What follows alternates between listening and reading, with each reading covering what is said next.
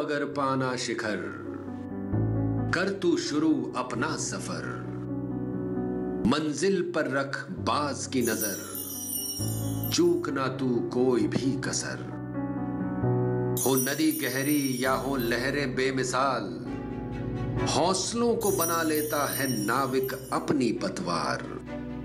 आए आंधी या आए लाख तूफान, ऊंची कर लेता है सारस अपनी उड़ान। आसानी से नहीं मिलती कोई मंजिल, कदम कदम पर संघर्ष करना पड़ता है। आसानी से नहीं बनता सपनों का घरौंदा, तिनका तिनका जोड़ना पड़ता है। करना है अगर मुट्ठी में ये जहान, भर लो तुम भी बाज सी उड़ान। पहन लो हौसला नाविक सा, छू लो तुम भी आसमान, छू लो आसमान।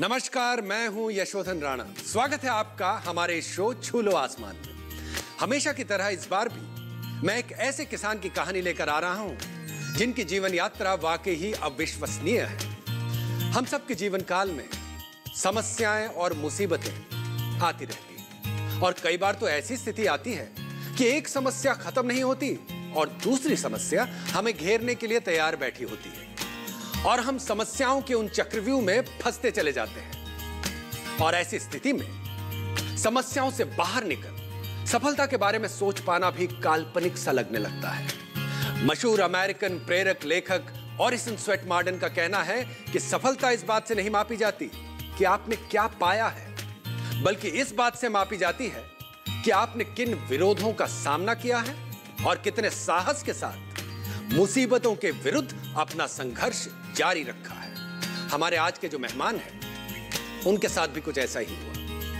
बचपन से खेती में लगाव होने के बावजूद भी समस्याएं एक एक करके उनके पास आती जा रही थी और ऐसे में सफलता के बारे में सोचना तो दूर, एक एक दिन गुजारना मुश्किल हो रहा था। लेकिन हमारे आज के मेहमान किसान ने बड़ी हिम्मत के साथ उन समस्याओं का सामना किया और स्वेट मार्डन के कथन के अनुरूप ही साहस के साथ उन मुसीबतों के विरुद्ध संघर्ष जारी रखते हुए जीत हासिल की। उनकी आज की सफलता ऊबड़ खाबड़ रस्तों पर चलते हुए उस सफर का परिणाम है जिसके लिए उन्होंने कई साल खर्च किए, लेकिन इस खर्च को उन्होंने किस तरह से आमदनी में बदला, आइए देखते हैं।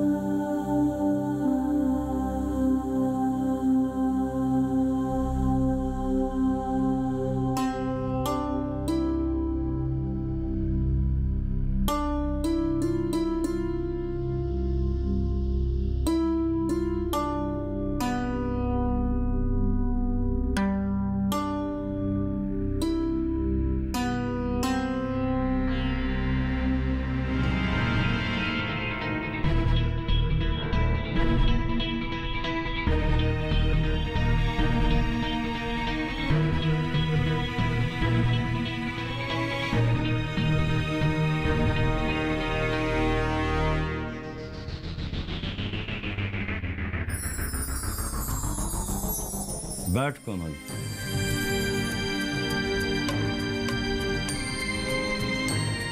तू निकल, जा घाट पे जाना है, सारा व्यवस्था देख। देख कमल, तेरे बापू के जाने का हमें बहुत दुख है।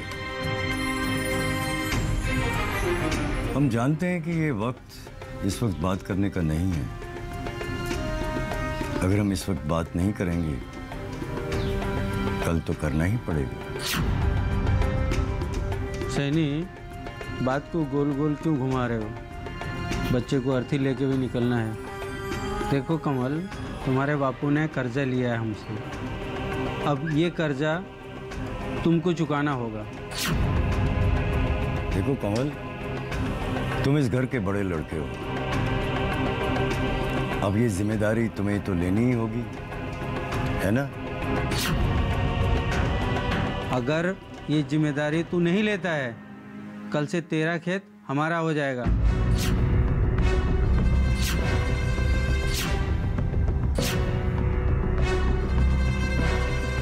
खेत ले लेंगे तो हम खेती किस पर करेंगे? हमारा परिवार कौन चलाएगा?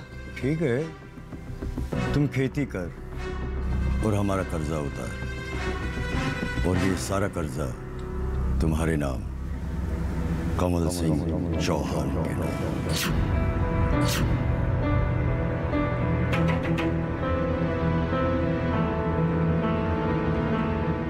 अगर किसी चीज की जरूरत हो तो बताना।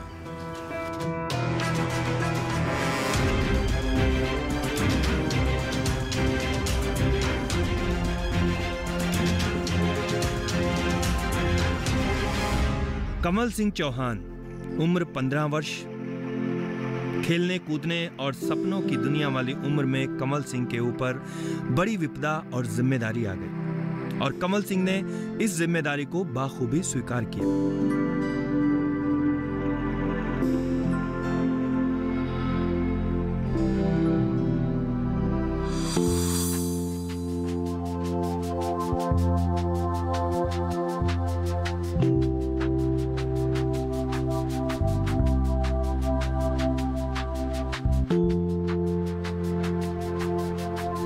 छोटी उम्र में जिम्मेदारी निभाते हुए कमल सिंह खेतों में मेहनत करने लगे। उन्हें कृषि का कोई खास अनुभव नहीं था।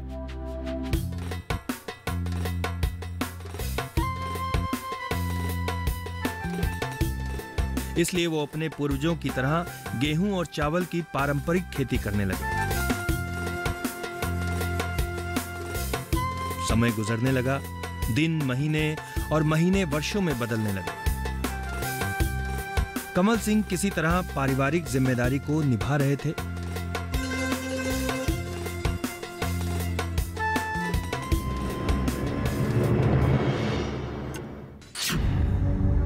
लेकिन वो अपना कर्ज नहीं चुका पा रहे थे।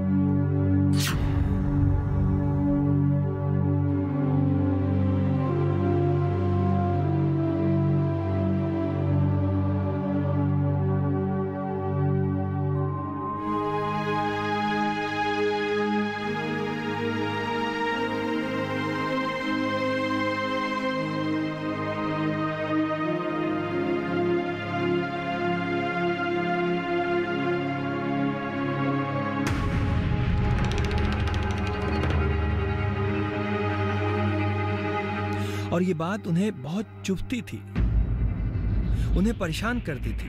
वो उसी उधेड़-बुन में लगे रहते थे कि ऐसा क्या किया जाए जिससे ये कर्ज से छुटकारा मिले।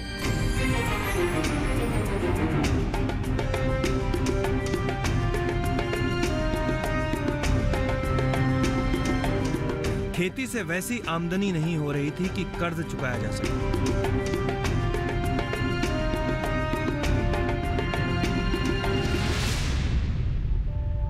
खेती से किसी तरह से परिवार का भरण पोषण हो रहा था।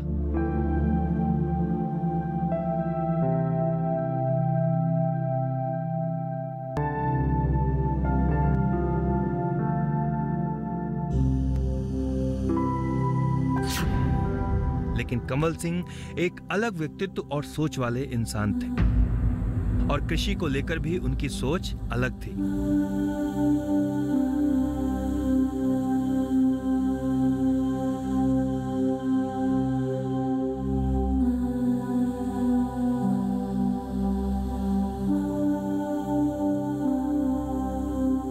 क्या हो गया? हमेशा इतना सोचते क्या रहते हो?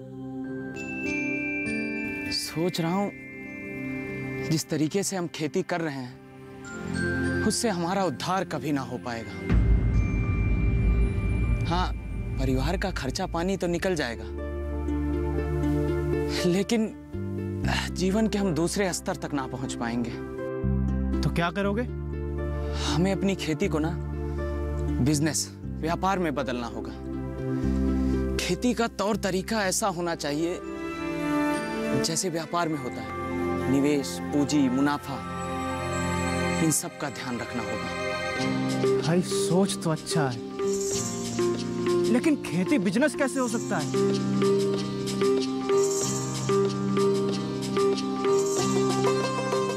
करना होगा, क्योंकि तभी हम खुशहाल हो पाएंगे।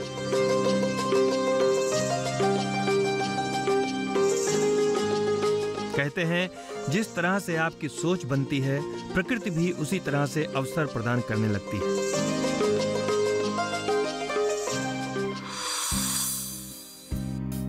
इसी समय कमल सिंह के एक परिचित सुरेंद्र कुमार, जो भारतीय कृषि अनुसंधान संस्थान में अधिकारी थे,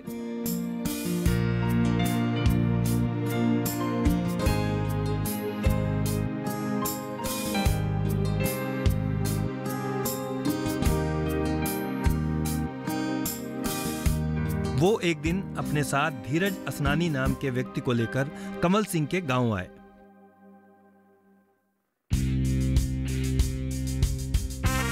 धीरज असनानी एक व्यवसायी थे और वो प्योर सीड नाम से एक बीज कंपनी चलाते थे। सुरेंद्र कुमार के साथ धीरज असनानी गांव आकर गांव वालों को बताने लगे कि उनकी कंपनी बेबी कॉर्न का बीज बनाती है, जिससे किसानों को काफी आमदनी होती है।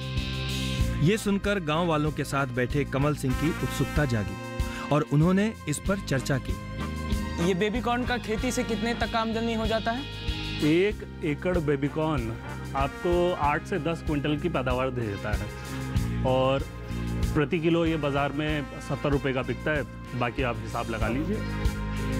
ये मुलाकात शायद प्रकृति नियति का दिया एक अवसर था, जिसे कमल सिंह ने दोनों हाथों से लपक लिया। लेकिन गांव वालों की सोच कुछ और थी।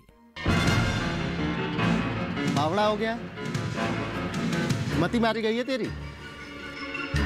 अरे क्या कहते हैं उसे? ताऊ इसे बेबी कॉर्न कहते हैं। हाँ वही, विदेशी फसल है ये, हमारे यहाँ नहीं हो पाएगा। और तू इनकी बात मत सुन, इनका क्या है, ये तो बिजनेसमैन है, अपना माल बेचने के लिए ये तो बड़ा चढ़ा के बोलेंगे।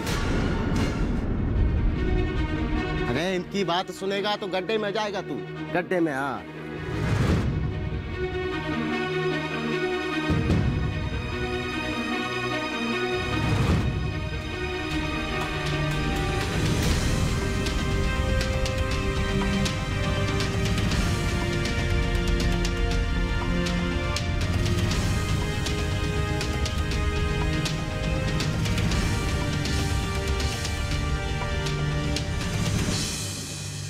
कमल सिंह पर टीका टिप्पणी, विरोध, आलोचनाओं का कोई असर नहीं हो रहा था। वो दृढ़ निश्चय कर चुके थे।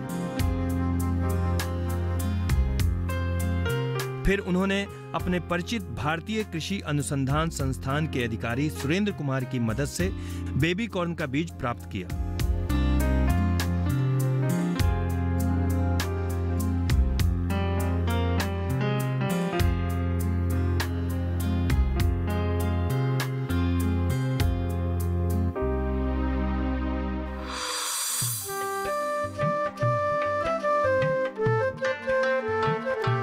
और अपने खेत में परंपरागत खेती से अलग बेबी कॉर्न की खेती शुरू की।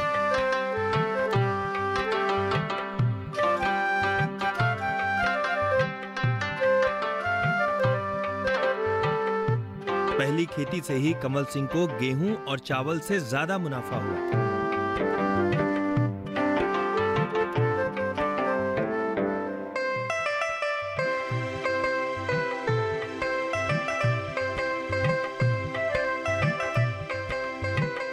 इसके बाद कमल सिंह अधिक मात्रा में बेबी कॉर्न की खेती करने लगे।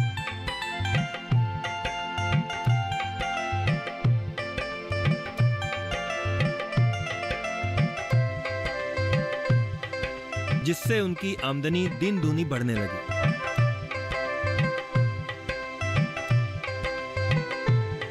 कमल सिंह अपनी बेबी कॉर्न फसल को दिल्ली के बाजारों में बेचने लगे।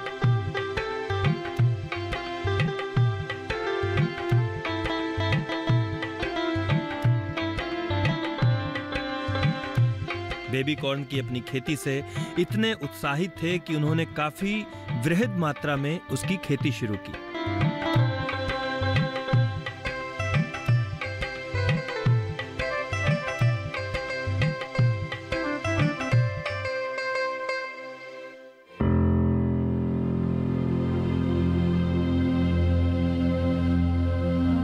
और इतनी ज्यादा बेबी कॉर्न की फसल हुई कि उनको बेच पाना मुश्किल हो गया।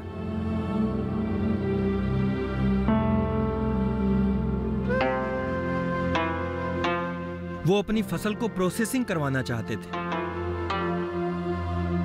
लेकिन कोई भी प्रोसेसिंग कंपनी कमल सिंह की बेबी कॉर्न की फसल का प्रोसेसिंग नहीं करना चाहती थी। कमल सिंह के सामने छोटी सफलता के बाद एक नई समस्या खड़ी हो गई।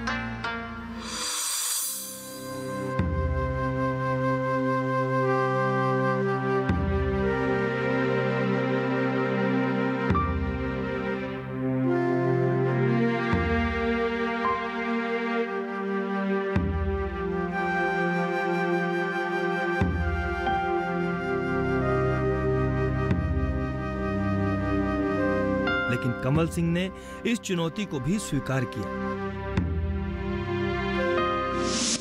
और अपने स्वयं की प्रोसेसिंग यूनिट लगाने का फैसला किया। फिर काफी मशक्कत और संघर्ष के बाद उन्होंने कुछ वर्षों में अपना खुद का एक प्रोसेसिंग यूनिट लगाया।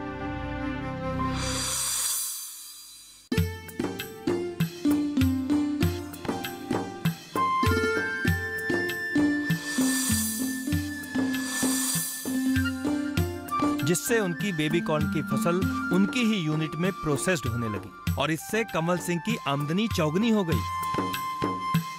फिर कमल सिंह ने दूसरी, तीसरी और कई प्रोसेसिंग यूनिट स्थापित की।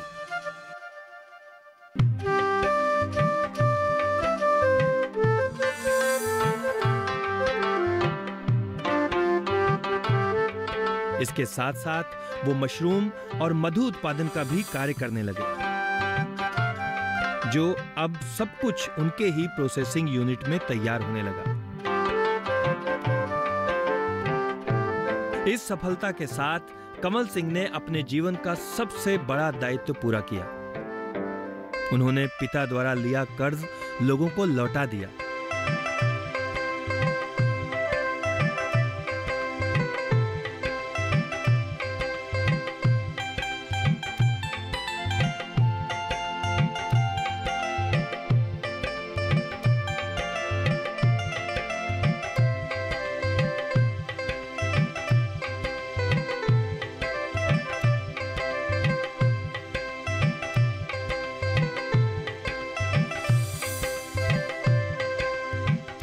अब वो कर्ज मुक्त हैं और अपनी सोच से कृषि को बिजनेस का मॉडल देने में सफल हुए हैं।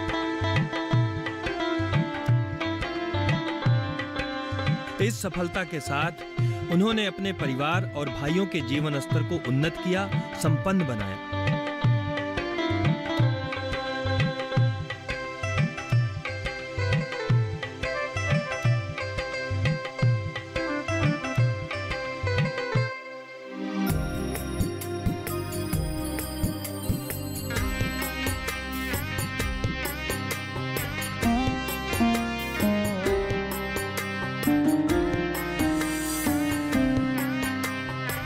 इसके साथ साथ उन्होंने गांव वालों की भी मदद की और दूसरे गांव वालों को भी बेबी कॉर्न की खेती के लिए प्रोत्साहित किया। कमल सिंह के कारण आज उनके गांव के अलावा आसपास के कई और गांव इसकी खेती करते हुए लाभ प्राप्त कर रहे हैं।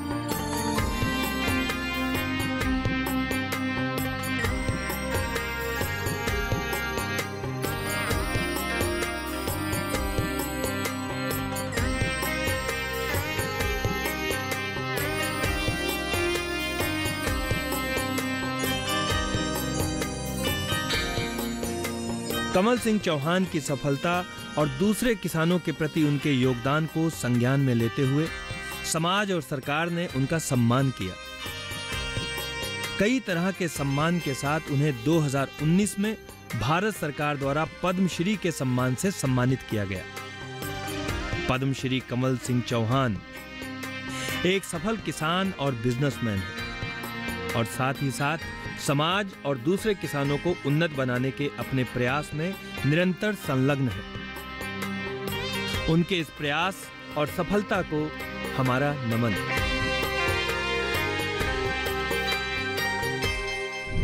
आश्चर्यचकित हूं मैं कमल सिंह चौहान की जीवन यात्रा को देखकर। इतनी सारी मुसीबतों का सामना करने के बावजूद अपनी लड़ाई जारी रखना, और सफलता प्राप्त करना असंभव सा लगता है, लेकिन इनकी जीवन यात्रा से हमें यह सीख मिलती है कि अगर हम ठान लें तो असंभव यानी इम्पॉसिबल भी आई एम पॉसिबल यानी संभव बन जाता है। ब्रेक के बाद हम देखेंगे कि किस तरह से कंवल सिंह चौहान ने असंभव से संभव का रास्ता तय किया।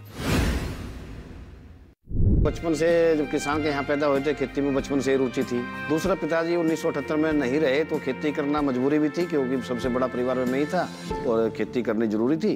तो एक रुचि हो गई और एक जरूरी हो गई, दोनों मिल गए तो वो खेती करनी।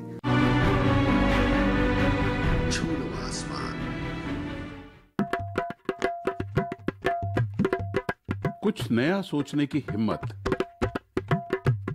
कुछ कर गुजरने का जुनून।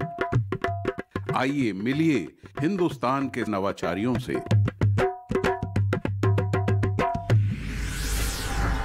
कच्चे रास्ते पक्के इरादे, हर गुरुवार शाम 4:30 बजे सिर्फ डीडी किसान पर।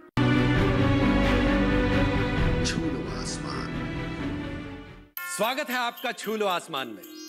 ब्रेक में जाने से पहले हमने कंवल सिंह चौहान की जीवन यात्रा देखी, तो चलिए अब बिना समय गवाए मंच पर बुलाते हैं अपने क्षेत्र में सर्वप्रथम बेबी कॉर्न उपजाकर असंभव को संभव कर दिखाने वाले, पद्मश्री से सम्मानित अटेरना सोनीपत हरियाणा के कंवल सिंह चौहान को। जी नमस्कार।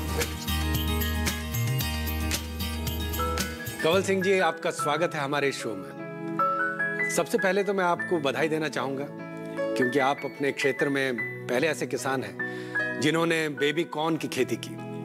तो इस उपलब्धि को हासिल करके आपको कैसा लगता है? नहीं, बहुत अच्छा लगा, बहुत अच्छा। किसान समृद्ध हुए, हमारे भी में भी समृद्धि बढ़ी जी, और सब अच्छा हुआ। तो ये विचार आपको कैसे आया कि बेबी कॉर्न लगाया जाए, क्योंकि आप पहले किसान हैं, तो आपको कैसे विचार आया? सर मैं 1980 से खेती कर रहा हूँ। पहले बासमती धान की खेती शुरू की थी, उसमें ज़्यादा फायदा कुछ दिन हुआ, फिर नहीं हुआ। तो जैसे भी आम किसान होते हैं, सब कर्ज में होता है, सब पे खेती में आमदनी कम हो गई थी, तो हमने ये सोचा कि ऐसी फसल बोई जाए जिसमें ज़्यादा आमदनी हो। तो मुझे 1998 में पता चला कि बेबी कॉर्न की कोई ऐसी खेती होती है जिससे ज़्यादा आमदनी हो सकती है। मैंने बेबी कॉर्न का बीज लिया और बोना शुरू कर दिया। तो ये आपको कहाँ से पता चला कि ये हमारे यहाँ गांव में एक कंपनी थी, प्योर सीड कंपनी, उसके जो डायरेक्टर थे वो हमारे गांव में गए थे ज़मीन देखने के लिए। तो उन्होंने बताया कि हम बेबी कॉर्न का बीज बनाते हैं और जिसमें इंडिया में हम ही बनाते हैं सिर्फ, और कोई नहीं है। तो हमने जिज्ञासा हुई जानने की कि कैसा बीज होता है, कैसे खेती होती है। तो उन्होंने बताया कि हम बीज हम दे देंगे और 70 रुपये किलो बेबी कॉर्न बिकता है मार्केट में, और बेचने का भी आपको बता देंगे, तो आप वही खेती को शुरू किए। तो हमने उनसे बीज लेकर खेती शुरू कर दी। तो उससे पहले आपने ये सोचा था कि ये सफल होगी कि नहीं, क्योंकि किसी और ने तो किया नहीं था? नहीं, बिल्कुल ऐसा लगता था कि पता नहीं ये मक्का की जो गुल्ली है इसको कोई आदमी खाते होंगे या ना खाते होंगे, ऐसा कुछ हमारे मन में संशय था। पर हमने सोचा कि पशु हमारे पास थे, गाय भैंस रखते हैं, को मान लिया नहीं बिकेगा तो गाय भैंस के लिए चारा तो हो ही जाएगा, ये सोच कर बोया था। इसकी कोई खास, इसमें कुछ खास करना पड़ता है, कोई ट्रेनिंग लेनी पड़ती है कि नहीं? कुछ खास नहीं है इसके लिए। जैसे मक्का की खेती होती है ऐसी बेबी कॉर्न की खेती होती है, परंतु बीज दूसरा होता है। ऐसा बीज ढूंढ लिया गया जिसमें अच्छी सुंदर बेबी कॉर्न आए, मक्का की तरह ही बोते हैं बिल्कुल। वो छोटी अवस्था में इसको तोड़कर और 200-200 ग्राम के पैकेट बनाकर और मार्केट में भेज देते हैं। अच्छा, आपने जब ये बेबी कॉर्न की खेती शुरू की तो प्रोसेसिंग इंडस्ट्रीज ने जब आपके बेबी कॉर्न को लेने से मना कर दिया, तो आपने खुद का प्रोसेसिंग यूनिट लगाने के बारे में सोचा जी? ये निर्णय आपने कैसे? जैसे ही हमने बेबी कॉर्न की खेती 1998 में शुरू की, सबसे पहले हम INA मार्केट, 5 स्टार होटलों में और सरोजिनी नगर मार्केट दिल्ली गए, वहाँ बेचा। कई बार वहाँ भी नहीं बिक पाया। तो आज़ादपुर मंडी में सबसे पहले हमने शुरू किया कि आज़ादपुर मंडी में जो खुम्बी की दुकानें हैं जहाँ बिकती थी, वहाँ बेबी कॉर्न रखा हमने। उस समय बेबी कॉर्न को आज़ादपुर मंडी में कोई नहीं जानता था, परंतु जो होटलों के सप्लायर थे, जो कुछ दूसरी सब्जियाँ मंडी से ले जाते थे, तो वो बेबी कॉर्न भी मंडी से ले जाने पड़े और मंडी में एक बेबी कॉर्न की एक मार्केट बननी शुरू हो गई। परंतु कई बार हुआ कि मंडी में भी नहीं बिक पाए, प्रोडक्शन ज़्यादा बढ़ गया बेबी कॉर्न का और सेल कम हो गई। तो फिर हमने लॉरेंस रोड दिल्ली में एक फैक्ट्री ढूंढी, उस इंडस्ट्री में गए उसमें जाकर उनसे बात की तो उन्होंने इसको डब्बा बंद करना शुरू कर दिया। फिर समस्या आई कि प्रोडक्शन तो बढ़ ही गया है और फैक्ट्री एक छोटी सी एक फैक्ट्री, तो उसमें जब हम गए बेचने के लिए तो उन्होंने कहा जी अभी तो चेरी चल रही है, हम आपका बेबीकॉर्न नहीं ले सकते। तो 1999 में ही हमने सोचा कि हमने बेबीकॉर्न के प्रोसेस करने की यूनिट लगानी है। तो सोचते सोचते 10 साल बीत गए, लगे रहे इस लाइन में। तो सरकार की scheme I integrated unit of mushroom development के नाम था। उसमें मशरूम की पोस्ट हार्वेस्ट के लिए भी कुछ पैसा था, 2-3 लाख रुपया। तो उसमें से हमने वो लोन लिया और सरकार की सहायता ली और उससे बेबीकॉर्न की एक छोटी सी फैक्ट्री शुरू कर दी 5 फरवरी 2009 को। अच्छा। तो उसमें अच्छी बात ये रही कि जो किसान बेबीकॉर्न की खेती करते थे हमारे क्षेत्र में, गांव में और बाहर आसपास के क्षेत्र में, उनको हमने उस प्रोसेस यूनिट से बेबीकॉर्न का मिनिमम गारंटी प्राइस देना शुरू कर दिया। मंडी में 10 रुपये किलो भी होगा तो हम 40 रुपये किलो जरूर लेंगे, क्योंकि उत्पादन लागत ही बेबीकॉर्न की 40 रुपये किलो के आसपास थी। तो एक किसानों को गारंटी हो गई कहीं नहीं बिकेगा तो कम से कम यहाँ तो बिक ही जाएगा। तो इससे किसानों को एक सहायता मिल गई। तो इसी तरह किसान और हम मिलकर आगे बढ़ते रहे। जब पता चला कि यूनिट छोटी सी यूनिट है, आगे बढ़ना चाहिए, तो हमने एक कोऑपरेटिव सोसाइटी बनाई, दे गुलाब फल सब्जी उत्पादन विपणन सहकारी समिति लिमिटेड। 2001 में बनाई थी, 2007 में सरकार से उन प्लॉट लिया छोटा सा एक, और 2012 में उसकी पहली यूनिट शुरू कर दी। तो वहाँ भी माल जाने लगा, फिर वहाँ प्रोसेस होने लगा। तीसरी यूनिट 2016 में लगाई और चौथी यूनिट 2019 में लगाई। इस तरह 4 यूनिट हमने लगा ली और चारों यूनिटों में लगभग 450 आदमी हमारे यहाँ काम करते हैं। 10,000 किसानों को इसका फायदा हुआ। और जब किसानों की आमदनी का सबसे बढ़िया रीजन बढ़ने का ये रहा कि बेबीकॉर्न और स्वीट कॉर्न से सारा वर्ष जो है पशुओं के लिए हरा चारा उपलब्ध होने लगा क्षेत्र में। अच्छा। तो जब हरा चारा उपलब्ध हुआ तो पशुओं की संख्या बढ़ी, पशु दूध बढ़ा और उससे किसानों में समृद्धि आई। तो सरकार ने कोई इस बात का पता चला, देश विदेश से लोग आने लगे हमारे यहाँ विजिट करने के लिए। तो जब पता चला तो 2019 में सरकार ने पद्म श्री अवार्ड की घोषणा की मेरे लिए। जी जी, बहुत बहुत बधाई आपको पद्म श्री के लिए। तो ये सारे यूनिट्स आपके आसपास ही हैं? जी, सब अपने ही है, सब मतलब हमारी है या हमारे से एसोसिएटेड है सारी यूनिट। अच्छा। तो ये जैसा आपने बताया कि टमाटर हुआ, बेबीकॉर्न हो गया, स्वीट कॉर्न हो गया, इनको प्रोसेसिंग यूनिट में भेजने का क्या फ़ायदा होता है, आप ज़रा किसानों को बताइए। जब बेबीकॉर्न को लेकर जाते हैं, बेबीकॉर्न सबसे अच्छा तो देखो कोई भी फसल होती है ताज़ा खाएं तो सबसे अच्छा होता है। पर जब किसान की आमदनी बढ़ जाए या ताज़े की इतनी खपत ना हो तो प्रोसेस करना पड़ता है। और जितने 5 स्टार होटल है, 3 स्टार होटल है, इनमें सब में प्रोसेस फूड होता है। ये डब्बा बंद फूड होता है, डब्बा बंद होटल में रखा रहता है और वो उसकी ही सब्जी बनती है या उसका ही पकौड़ा बनता है। डब्बा बंद करने से फ़ायदा ये होता है कि वो ताज़ा 3 साल तक, जब तो डब्बा खराब ना हो, 3 साल तक वह भोजन जैसा हम पैक करते हैं वैसा ही निकलता है। अच्छा, तो ये फायदा है मतलब जी किसानों को इसका लाभ। किसानों का जो माल है उत्पादन करते उसकी बर्बादी ना हो, उसको प्रिजर्व कर लिया जाता है और जहाँ जरूरत है वहाँ भेज दिया जाता है। जब आपने बेबीकॉर्न की मार्केटिंग शुरू की तो आपने अपना ब्रांड भी रजिस्टर करा जी, शेल माउंट नाम से। तो इसमें भी आपको मुश्किलें आई कि ये? नहीं, रजिस्टर कराने में तो कोई दिक्कत नहीं आई, परंतु बेचने में जरूर दिक्कत आई। जो बड़े बड़े ब्रांड देश में पहले से ही प्रचलित है उनका ही जो है माल लोग मांगते हैं, दुकानदार भी और जब है तो हमारे पास बड़ी बड़ी कंपनियां आ गई, उनका ही माल हम बनाने लगे। तो अपना माल तो हम 10% ही बेचते हैं अपने मार्केट में। अच्छा। 90% जो है दूसरे लोग हमारे से अपना मार्का लगा कर बनवाते हैं और बेचते हैं। अच्छा, मतलब बना तो आप ही रहे? हाँ, बना भी रहे जी। अच्छा, आपको अभी इतनी सफलता मिली, लेकिन एक समय था जब आपके ताऊ जी ने आपको खेती करने से मना कर दिया था जी। और मेरे ख्याल से 10वीं कक्षा में ही आपने निर्णय लिया था खेती करने का।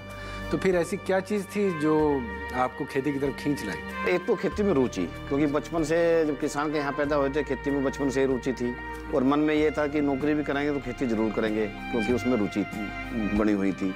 दूसरा, पिताजी 1978 में नहीं रहे तो खेती करना मजबूरी भी थी, क्योंकि सबसे बड़ा परिवार में मैं ही था और खेती करनी जरूरी थी। तो एक रुचि हो गई और एक जरूरी हो गई, दोनों मिल गए तो वो खेती करनी शुरू कर दी। और ऐसा ही नहीं है कि नौकरी के लिए कोशिश ना की, नौकरी के लिए ताऊ जी ने इसलिए कहा था कि खेती में कोई ज़्यादा पैसा वैसा नहीं कमा पाते थे, क्योंकि हर साल बाढ़ आ जाती थी, उससे नुकसान हो जाते थे। तो तभी नौकरी भी कर लेंगे और खेती भी कर लेंगे तो परिवार का गुजारा अच्छी तरह से होगा। कि मैं पढ़ने में होशियार था ही तो परिवार के लोग चाहते थे कहीं अफसर बना जाकर कहीं नौकरी करे और तो साथ में परिवार का गुजारा अच्छा चल जाए। लेकिन फिर खेती में आके आपको सफलता मिली? खेती में एकदम सफलता नहीं मिली। पहले 1980 में धान की खेती शुरू की तो धान की खेती में सफलता मिली, अच्छी आमदनी हुई। और 1985 के आते आते खेती में बीमारी लगनी शुरू हो गई, बासमती धान में विशेषकर। उत्तर भारत में बासमती धान जो होती है वो दुनिया की सर्वाधिक अच्छी क्वालिटी की धान होती है, और उसमें जब बीमारी आनी शुरू हो गई तो कीटनाशक का स्प्रे होना शुरू हो गया 1985 में।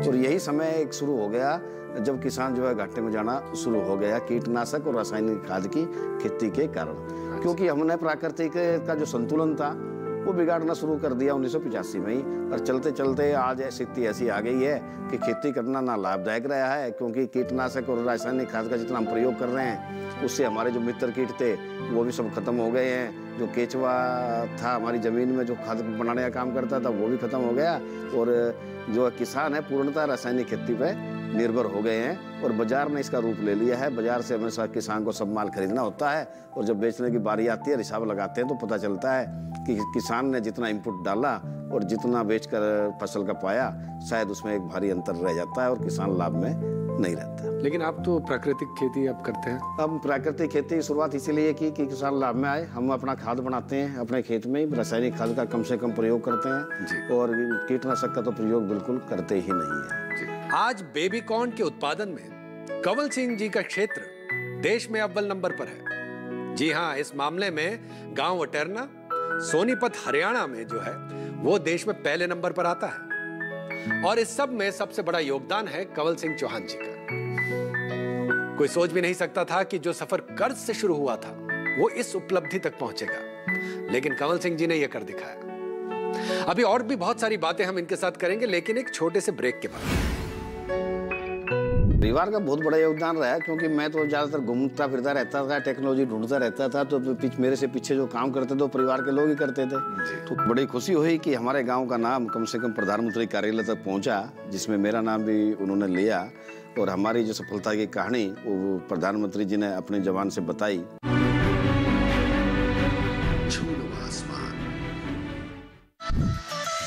खुशहाल होंगे खेत, पशु रहेंगे स्वस्थ, सरकारी स्कीम का होगा लाभ, जब एक्सपर्ट्स का मिलेगा साथ, आपके सवाल विशेषज्ञों के जवाब, सिर्फ एक फोन कॉल की दूरी पर। देखिए किसानों का अपना प्रोग्राम हेलो किसान, सोमवार से शुक्रवार शाम 6 बजे से सिर्फ दूरदर्शन किसान पर।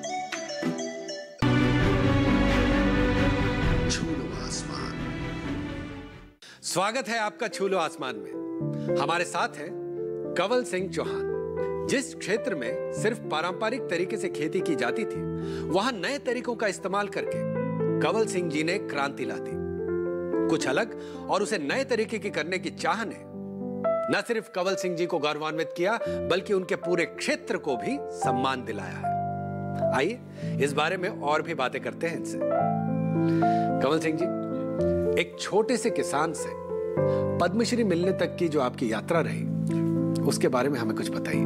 अभी मैंने बताया कि 1978 में खेती शुरू की, 1980 में बासमती धान की खेती शुरू की, 1985 तक अच्छी आमदनी हुई। उसके बाद धान में बीमारियां आनी शुरू हो गई, किसानों की आमदनी कम हो गई। इस बीच में बहुत से प्रयास मैंने किए, जैसे कि 1984 में मैंने एक मिनी डेयरी शुरू की, जिससे ज़्यादा लाभ नहीं मिला। 1987 में बायोगैस प्लांट लगाया और फिर जैविक खेती की शुरुआत की। तो ऐसे करते हुए 1996 में एक चावल का छोटा सा मिल लगाया, राइस हलर, और बासमती धान के व्यापार करने की कोशिश भी की, पर ज़्यादा कामयाबी नहीं मिली। और 1998 में पता चला कि बेबी कॉर्न की कोई खेती होती है। पहले मैंने अकेले ने शुरू करी, फिर मेरे पड़ोस के किसानों ने 2-3 ने शुरू कर दी, फिर पूरे गांव ने और फिर पूरे क्षेत्र ने इस खेती को अपना लिया। कंवल जी, ये सुनकर तो बहुत अच्छा लगा कि आप अपने क्षेत्र के दूसरे किसानों की भी मदद करते हैं। कई किसान आपसे जुड़े हुए हैं, कई महिलाएं आपके साथ जुड़ी हुई हैं, तो उनकी किस तरह से आप मदद करते हैं और कितने लोग हैं आपके साथ जो जुड़े हुए हैं? शुरू में पड़ोस के किसान जुड़े, फिर गांव के किसान जुड़े, फिर पूरे क्षेत्र के किसान जुड़े। इससे 5 से 10 हज़ार किसान हमारे से जुड़े हुए हैं, जिसमें महिला किसान भी है और महिलाएं हमारी इंडस्ट्री में काम भी करती है। लगभग 450 महिलाएं हमारे यहाँ नौकरी करते हैं, इसमें कुछ पुरुष भी हैं और साथ में अकाउंट भी है, ड्राइवर लोग भी जुड़े हुए हैं और ट्रांसपोर्टर भी जुड़े हुए हैं। तो काफ़ी लोगों को यहाँ रोजगार मिला हुआ है। और सबसे अच्छा काम तो ये रहा है कि किसानों का सारा माल यहीं बिक जाता है लोकल, उनको मंडी कहीं दूर जाना नहीं पड़ता। ये बेबी कॉर्न के अलावा और क्या क्या आप करते हैं? पशुपालन तो बेबी कॉर्न के साथ जुड़ ही गया था। इसके बाद हमने मधुमक्खी पालन शुरू कर दिया। अच्छा। केचुआ खाद बनाना शुरू कर दिया, जैविक खेती शुरू कर दी। और साथ में मशरूम की खेती तो सोनीपत में पहले से ही होती थी और उसको हमने भी बड़े पैमाने में शुरू कर दिया, क्योंकि मशरूम की खेती भी करते हैं और प्रोसेस इंडस्ट्री हमारे पास है ही, तो उसको प्रोसेस करके मशरूम को भी हम बाजार में बेचते हैं। तो कमल सिंह जी, आपके इस पूरे सफर में जी आप किन किन लोगों का योगदान महत्वपूर्ण मानते हैं? सबसे बड़ा ये जो सफलता में आए, बेबी कॉर्न की खेती तो 1998 में शुरू कर दी, परंतु 2002 में डॉक्टर साईदास जो मक्का के ब्रीडर थे वो मेरे संपर्क में आए और उन्होंने 4-5 वैरायटी मुझे दी, जिसमें छाटो कि कौन सी बेबी कॉर्न के लिए ठीक हो सकती है। तो उसमें एक HM4 वैरायटी आई। HM4 वैरायटी को हमने बोया और वो बेबी कॉर्न के लिए बड़ी अच्छी साबित हुई और 4-5 साल तक चलती रही। उसके बाद सिजेंटा 5414 आ गई मार्केट में, उसके बाद वो शुरू हो गया। तो उनके द्वारा भी मुझे वैज्ञानिकों के मिलने का मौका मिला। और साथ में जो शुरुआत की थी हमने 1998 में, एक हमारे गांव के ये सुरेंद्र कुमार चौहान थे जो मिस्टर धीरज असनानी को लेकर गांव में आए थे, तो जो बेबी कॉर्न का बीज बनाते थे, उनका भी एक सहयोग रहा कि उन्होंने बीज दिलाया और बीज दिलाकर मैंने बेबी कॉर्न की खेती शुरू की। साथ में जो बड़ा योगदान रहा कृषि विज्ञान, हमारे कृषि विज्ञान केंद्र का, कृषि विभाग का, पूसा संस्थान का, हरियाणा कृषि विश्वविद्यालय का, और सबसे बड़ा इसमें हम कह सकते हैं बैंकों का भी योगदान रहा। अच्छा। तो बैंक यदि हमें पैसा ना देते इंडस्ट्री लगाने के लिए, बैंकों से हमने लोन लिए, लोन लेकर इंडस्ट्री लगाई और इंडस्ट्री लगा कर ही हम पैसे, मतलब बैंकों का पैसा यदि हमारे पास ना होता, तो यदि बैंक लोन नहीं देते तो हम ऐसा नहीं कर पाते। तो बैंकों ने हमें ऋण दिया, तो उनका भी बहुत बड़ा सहयोग हमारे इस काम को आगे बढ़ाने में है। जी, तो अब आपका जो प्रेरणा का जो स्रोत है वो कर्ज बना। जी, कर्ज की वजह से। तो अब आप कर्ज मुक्त हो चुके हैं? नहीं, कर्ज मुक्त तो नहीं हुए, क्योंकि जब इतनी इंडस्ट्री बढ़ी तो कर्ज मुक्त कैसे होंगे? नहीं, अब तो एक दूसरे तरीके का कर्ज। हाँ, दूसरे तरीके का कर्ज हो गया। अपने डेवलपमेंट के लिए उस कर्ज का इस्तेमाल कर। अब तो जो है 4 इंडस्ट्री हो गई। उसके अंदर दबे हुए थे जी, अब आप उसका लाभ उठा रहे हैं। अब 4 इंडस्ट्री हो गई, बिना बैंकों के कर्ज से संभव नहीं है कि 4 इंडस्ट्री लगा ले जी। तो वो तो बढ़ना था ही, वो तो अब करोड़ों में चले गया है। और परंतु इसके साथ साथ में हमें खुशी है कि हम इतने लोगों को, बहुत से लोगों को रोजगार दे रहे हैं, बहुत से जो है परिवार हमारे से जुड़ गए हैं और वो सब को हमारे से मतलब एक तरह से सबको फायदा हो रहा है। हमें फायदा हो या ना हो, पर सबको इसको रोजगार मिला हुआ है, इसकी हमें बहुत बड़ी खुशी है। आपके परिवार का कैसा योगदान रहा इस पूरे सफर में? आपके साथ थे वो? परिवार का बहुत बड़ा योगदान रहा है, क्योंकि मैं तो ज़्यादातर घूमता फिरता रहता था, टेक्नोलॉजी ढूंढता रहता था, तो मेरे से पीछे जो काम करते थे वो परिवार के लोग ही करते थे। तो खेती करने में हम 4 भाई थे, चारों का बहुत अच्छा योगदान था। फिर उसके बाद में बेटे हो गए, तो बेटों का भी योगदान रहा है। और हमने बेटों को जो पढ़ाई है दोनों को, एक फूड टेक्नोलॉजिस्ट है जो हमारी इंडस्ट्री देखता है, और दूसरा एग्रीकल्चर इंजीनियर है जो एग्रीकल्चर की मशीनरी वगैरह का सारा देखता है। तो हमने एग्रीकल्चर फील्ड में ही दोनों बच्चों को पढ़ाया और दोनों बच्चे इसी काम में ही लगे हुए हैं। और हमारा परिवार में कोई भी नौकरी नहीं करता, सारा परिवार खेती में ही लगा हुआ है। पढ़ लिख कर भी, छोटा बेटा भी B.Tech एग्रीकल्चर LLB है और वो खेती में हमारे साथ लगा हुआ है। कमल जी, इंटीग्रेटेड फार्मिंग के बारे में हमारे दर्शकों को कुछ बताइए। इंटीग्रेटेड फार्मिंग सिस्टम जो है वो भारत का पुराना सिस्टम है। भारत में जो खेती होती थी पहले मिश्रित खेती होती थी, किसान पशु भी रखते थे, मिश्रित खेती करते थे। इससे क्या था, रासायनिक खाद की बिल्कुल जरूरत ही नहीं थी। जैसे मैं उदाहरण के तौर पे बताऊंगा, आप हमारे यहाँ मिर्च की खेती होती थी। मिर्च के साथ में हम जो है पहले उसमें मेथी बोते थे जो पशुएं काम आती थी। उससे जो है मिर्च की फसल को जो है ऐसे जीवाणु मिलते थे, ऐसे बैक्टीरिया मिलते थे जिससे रासायनिक खेती की जरूरत नहीं थी। वो रासायनिक का काम वो पूरा कर देते थे। उसमें नाइट्रोजन फिक्सिक्स हो या फास्फोरस हो, वह सब चीज़ें वे बैक्टीरिया के माध्यम से फसल को मिलती थी। उसके बाद खरबूजा बोते थे। तो भारत में एक ऐसा सिस्टम था खेती का, तो एक के बाद दूसरी सह फसली खेती करते थे। इसी तरह से सभी किसान पशु भी रखते थे। पशुओं का जो गोबर होता था वो खेत में जाता था, उसका खाद बनता था। तो एक दूसरे के काम आते थे सारे, और ऐसा सिस्टम भारत में बना हुआ था। तो कोई जो अभी जो सिस्टम बिगड़ गया है वो सारा सिस्टम ऐसा था जिसमें बिल्कुल पर्यावरण शुद्ध रहता था और पानी की भी ज़्यादा आवश्यकता उस खेती में नहीं होती थी। हमारी ये गौशाला है जिसमें 40 गाय है जो देसी नस्ल की है सारी। उसका गोबर से हम खाद बनाते हैं। साथ में बायोगैस प्लांट लगा हुआ है बायोगैस के यूज करते हैं। साथ में जो बायोगैस स्लरी बचती है उसको हम खेत में पानी के सहारे भी देते हैं और खेतों में उसको डालते हैं, जिससे रासायनिक खेती की जरूरत नहीं पड़ती। अब उसमें फिर बेबी कॉर्न की खेती करते हैं। बेबी कॉर्न से जो हरा चारा निकलता है वो फिर उल्टा गौशाला को आ जाता है। गौशाला से दूध भी मिलता है साथ में, फिर गोबर आता है। तो एक रूटीन बना हुआ है, वहाँ ये सर्कुलर है, ये एक साइकिल खेत में ये साइकिल बना हुआ है। उस साइकिल के से ही इंटीग्रेटेड फार्मिंग सिस्टम कहते हैं। अच्छा कमल जी, हमने ये सुना है कि आपके जो फार्म है उसमें बहुत लोग आते रहते हैं उसको देखने के लिए, तो उसमें कई महत्वपूर्ण व्यक्ति भी आए हैं, कई देशों के मंत्री आए हैं, हमारे देश के भी कई मंत्री आए हैं। तो कौन कौन आपके फार्म में आ चुके हैं? पहले जैसे कि दूसरे देशों के पहले राजदूत आए, एरिट्रिया के कृषि मंत्री आए, नॉर्वे कृषि मंत्री आए, फिर अपने देश के लोग भी आने लगे। गिरिराज जी जो आज पशुपालन मंत्री है, जब वे हमारे लोकसभा के सांसद थे तो पूरा दिन फार्म पर रहे और उन्होंने गहनता से अध्ययन किया। उसके बाद में राधा मोहन जी जब कृषि मंत्री थे वो भी फार्म पे आए। तो बहुत से लोग आने लगे इसमें, IAS, IPS, IRS और बहुत से लोगों ने जाकर इनको सिस्टम को, फार्मिंग सिस्टम को देखा है और देखकर लोगों में जागृति बढ़ रही है और यहाँ से सीख कर लोग काम कर रहे हैं। कमल सिंह जी, आपको कैसा लगा जब हमारे देश के प्रधानमंत्री श्री नरेंद्र मोदी जी ने आपका और आपके क्षेत्र का नाम उनके जो प्रोग्राम है मन की बात में किया? बहुत अच्छा लगा जी। पहले दिन मेरे पास एक कैमरा टीम पहुंची, पहले दिन शाम को 4 बजे कि आपकी शूटिंग करनी है, मैं अभी खेत में चल रहा हूँ। हाँ, खेत में चलो। खेत में चलने के बाद जब रिकॉर्डिंग हो गई तो उन्होंने बताया जी कल कहीं नहीं जाना, कल मन की बात में प्रधानमंत्री जी हो सकता है आपका नाम ले। अच्छा। 11 बजे हमने सुना अगले दिन, तो बड़ी खुशी हुई कि हमारे गांव का नाम कम से कम प्रधानमंत्री कार्यालय तक पहुंचा, जिसमें मेरा नाम भी उन्होंने लिया और हमारी जो सफलता की कहानी वो प्रधानमंत्री जी ने अपनी जबान से बताई। इसके बाद पत्रकार आए और पत्रकारों ने बहुत से इंटरव्यू लिए और बड़ी खुशी हुई, क्षेत्र में भी खुशी हुई। कमल सिंह चौहान सफलता की राह पर सिर्फ अकेले ही नहीं चले, उन्होंने कई किसानों को अपने साथ जोड़ा और उन्हें भी आगे बढ़ने के लिए प्रेरित किया। आज लगभग 10,000 से भी ज्यादा किसान कमल सिंह जी के साथ इंटीग्रेटेड फार्मिंग में जुड़े हुए हैं। यही वजह है कि इनका क्षेत्र बेबी कॉर्न के अलावा कई और चीजों का निर्यात विदेशों में भी करता है और यह सब संभव हो पाया इनके धैर्य और मुसीबतों के आगे घुटने न टेक देने वाली जिद की वजह से। शायद यही वजह है कि ये देश में बेबी कॉर्न की खेती को आगे बढ़ाने वाले सर्वप्रथम किसान बने। अभी इनके बारे में और भी बहुत कुछ जानेंगे, लेकिन एक छोटे से ब्रेक के बाद। बने रहिए हमारे साथ।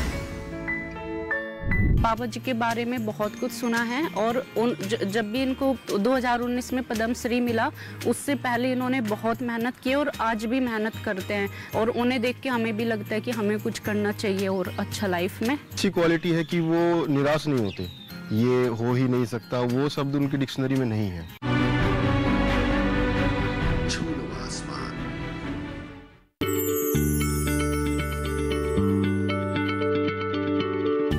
क्या आप किसी बीमारी से परेशान हैं? चाहते हैं डॉक्टर की सलाह? तो हम हैं आपके साथ, बताएंगे आपको जीने की राह। समस्याएं आपकी, समाधान देश के मशहूर विशेषज्ञों के। घर बैठे बात करें देश के जाने माने डॉक्टरों से। हमारे लाइव प्रोग्राम स्वस्थ किसान में हर शनिवार शाम 6 बजे से 7 बजे तक। छूलो आसमान। स्वागत है आपका छूलो आसमान में। हमारे साथ हैं कमल सिंह चौहान। कमल सिंह जी की खेती में रुचि उनके पिताजी की वजह से आई, लेकिन उनके गुजर जाने के बाद इनकी परिवार की स्थिति नाजुक हो गई थी। कमल सिंह जी ने उस परिस्थिति में हिम्मत नहीं हारी और खुद को मजबूत बनाते हुए अपने परिवार को बिखरने नहीं दिया। उनके परिवार वालों ने भी उनका उतना ही साथ दिया जितना उन्होंने अपने परिवार का। आइए सुनते हैं कमल सिंह जी के अपने उनके बारे में और क्या बातें बताते हैं। बाबा जी के बारे में बहुत कुछ सुना है और जब भी इनको 2019 में पद्मश्री मिला उससे पहले इन्होंने बहुत मेहनत की और आज भी मेहनत करते हैं और उन्हें देख के हमें भी लगता है कि हमें कुछ करना चाहिए और अच्छा लाइफ में। प्रेरणा यही मिली है कि वो कितनी भी डिफिकल्ट सिचुएशन हो वो उसको कैसे भी करके जो वो डिसाइड कर लेते हैं ना ये चीज़ करनी है तो वो करके ही मानते हैं, उसके आगे पीछे वो रुकते नहीं हैं।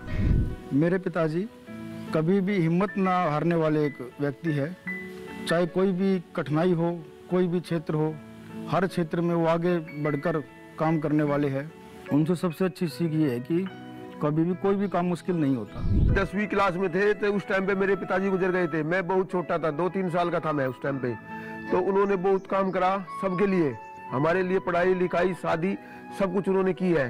अब भी हमारे साथ है, वे काम बाहर का देखते हैं, हम खेत का देख लेते हैं। मेरे पिताजी की सबसे जो खास बात है जो सभी को सीखने को मिलती है वो ये है कि एक तो जो भी व्यक्ति आता है उसका आतिथ्य सत्कार। अच्छी क्वालिटी है कि वो निराश नहीं होते, कि ये नहीं हताश होकर घर पर बैठ गए कि ये काम नहीं होना है, ये हो ही नहीं सकता। वो शब्द उनकी डिक्शनरी में नहीं है। सच में जब वक्त बुरा हो तो अपनों का साथ ही हमें उस बुरे वक्त में संभालता है। और इसी अपनों के साथ की वजह से आज कंवल सिंह जी न सिर्फ कर्ज से मुक्त हुए बल्कि पद्मश्री पाकर इन्होंने अपनों के साथ को सार्थक कर दिया। अभी समय हो गया है एक छोटे से ब्रेक का। ब्रेक के बाद कंवल सिंह जी आप लोगों से कुछ कहेंगे, बने रहिए हमारे साथ। रासायनिक खेती की वजह से या पर्यावरण बिगड़ने की वजह से खेती लाभदायक नहीं रही है। किसान जहर मुक्त खेती करे और अपने खाद समय तैयार करे अपने फार्म पर, अपने आसपास से, क्योंकि खेती का सीधा संबंध पर्यावरण से है।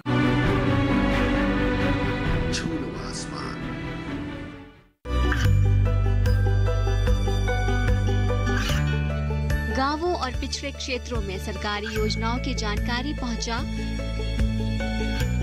देश में कौशल और क्षमता विकास कर ग्रामीणों को सामाजिक बदलाव और विकास से जोड़ने की दूरदर्शन किसान की पहल चौपाल चर्चा देखें सोमवार से शुक्रवार सुबह 9 बजे।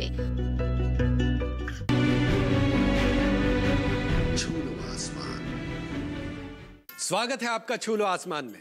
हमारे साथ हैं कंवल सिंह चौहान।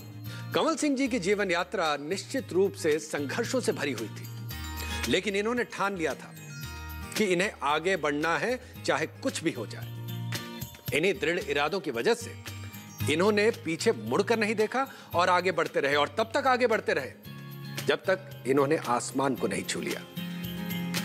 कंवल सिंह जी, आपका बहुत बहुत धन्यवाद कि आप यहां आए और आपने हमारे साथ अपना कीमती वक्त बिताया। कंवल सिंह जी, हम चाहते हैं कि आप हमारे दर्शकों को कुछ प्रेरणादायक शब्द कहें। अपने देश में रासायनिक खेती की वजह से या पर्यावरण बिगड़ने की वजह से खेती लाभदायक नहीं रही है। मेरा अपने देश के किसानों से और युवाओं से संदेश है कि खेती में जो रासायनिक प्रयोग होते हैं या जहर का प्रयोग होता है, कि किसान जहर मुक्त खेती करे और अपने खाद समय तैयार करे अपने फार्म पर, अपने आसपास से, और बाजार पर निर्भर ना रहे। जो खेती देश में लाभदायक नहीं रही थी, इससे वो खेती लाभदायक हो सकती है, क्योंकि खेती का सीधा संबंध पर्यावरण से है। खेती का सीधा संबंध माइक्रो बैक्टीरिया और कीट से है। वो कीट जो रासायनिक खेती से हमने ख़त्म कर दिए हैं, जो केचुआ हमने ख़त्म कर दिया है। यदि हम रासायनिक खेती छोड़ेंगे, दोबारा से हमारे जो मित्र कीट है, जो हमारे मित्र है, वे दोबारा से आएंगे और पर्यावरण सुधरेगा और खेती दोबारा से लाभदायक होगी।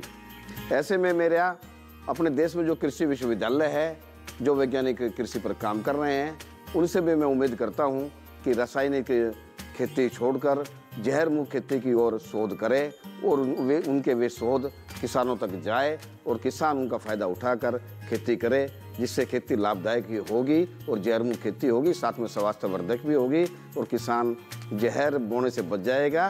तो स्वास्थ्यवर्धक यदि अन्न भोजन सारे समाज को देगा तो वास्तव में उसका भला होगा।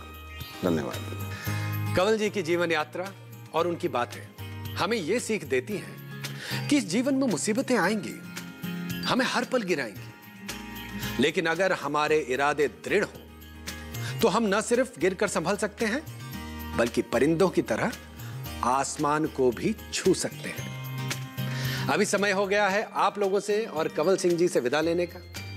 छू लो आसमान के आगे की कड़ी में हम और भी ऐसे मेहनती किसानों से मिलेंगे जिन्होंने परिंदों जैसी उड़ान भरकर आसमान को छुआ है। तब तक आप लोगों से विदा लेता हूं इस उम्मीद के साथ कि आपका और हमारे देश का कृषि भविष्य उज्जवल रहे, आप स्वस्थ रहें, सुरक्षित रहें। धन्यवाद।